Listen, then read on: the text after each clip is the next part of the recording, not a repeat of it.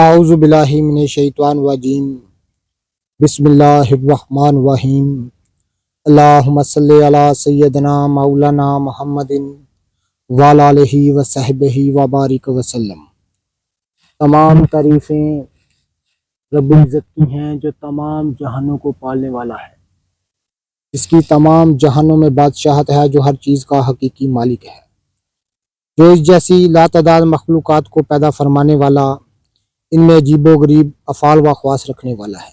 नाज़रीन किराम, एक ख़ास किस्म का किरम मैं आपको दिखा रहा हूँ, जो कि मौसम बरसात में ये बकसरत नज़र आने वाली चीज़ है। नाज़रीन किराम, औज़ु मर्दाना की सुस्ती और कमज़ोरी को दूर करने के लिए ख़ास एक सन्यासियाना, एक जोगियाना अमल मैं आपकी खिदमत में अर्ज़ करने जा रहा हूँ।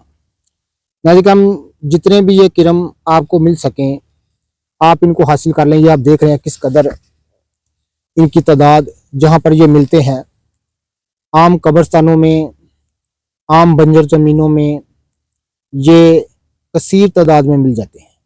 ये आप देख रहे हैं।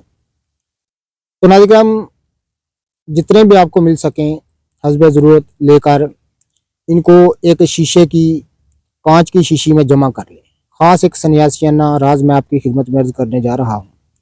इनको कांच की शीशी में जमा कर लें। अभी ज़मीन से काफ़ी ये बाहर निकले हुए थे, तो मुझे देखकर ये ज़मीन के अंदर जा रहे हैं अपने बिलों में। तो नाज़रीन किराम, जितने भी आपको मिल सके कांच की शीशी में इनको जमा कर लें और कांच की शीशी को रोगन चंबेली से, उसके अंदर रोगन चंबेली डाल दें। इतना रोगन होना चाहिए कि तमाम किरम उसमें डूब जाएं। और नाज़रीन किराम, शीशी को, कांच की शीशी को, बोतल को अच्छी तरह से काक लगाकर, तो ये आप देख रहे हैं,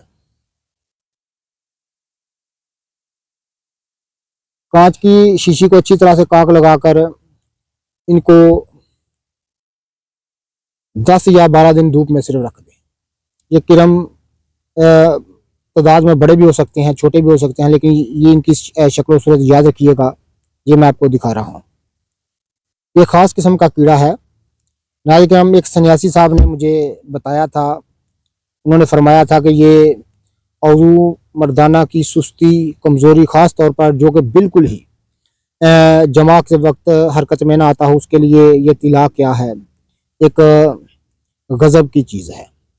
मैं हूँ हकीम आमिर शहज़ाद डस्का पाकिस्तान से। जितने भी मेरे दोस्त साहबाब मेरे यूट्यूब चैनल हकीम आमिर शहज़ाद डस्का पर नए हैं, वो चैनल को सब्सक्राइब ज़रूर किया करें। नाज़रीन किराम, ने फरमाया था ये किरम आप जितने हासिल हो सकें लेकर एक कांच की बोतल में डाल दें, ऊपर रोकन चमेली डालकर। तो ये बहुत ज़्यादा थे, बहुत तादाद में थे, इधर बाहर निकले हुए थे, लेकिन मुझे देखकर ये तमाम बिलों के अंदर चले गए। तो किसी औजार के साथ इनको बिलें खोद कर भी आप किसी चिमटी के साथ इनको पकड़ें और बोतल में डालते जाएँ। बोतल जो है कांच की होनी चाहिए।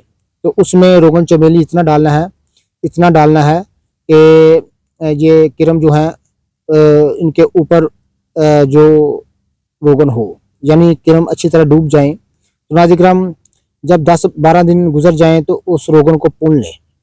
रोगन को किसी चीज़ के साथ या किसी कपड़े के साथ पुन लें और पुनने के बाद नाज़रीन किराम किसी ड्रापर में संभाल रखें और रोज़ाना औज़ु मर्दाना पर नाज़रीन किराम अच्छी तरह से किसी कपड़े से मालिश करने के बाद जो है वो इस रोगन के चंद कतरे लगाएं और अच्छी तरह से मालिश कर दें और सुबह को 2 डाला करें। चंद दिन इस्तेमाल करने के बाद नाज़रीन किराम औज़ु मर्दाना अपने काम को पूरा सर अंजाम देने में जो है वो तैयार हो जाता है और जमा के वक्त सही उसमें तंदी और खेजी और उसके हिसाब में जो ढीलापन है वो दूर हो जाता है। औज़ु मर्दाना का ढीलापन इन किरमों की वजह से दूर हो जाता है।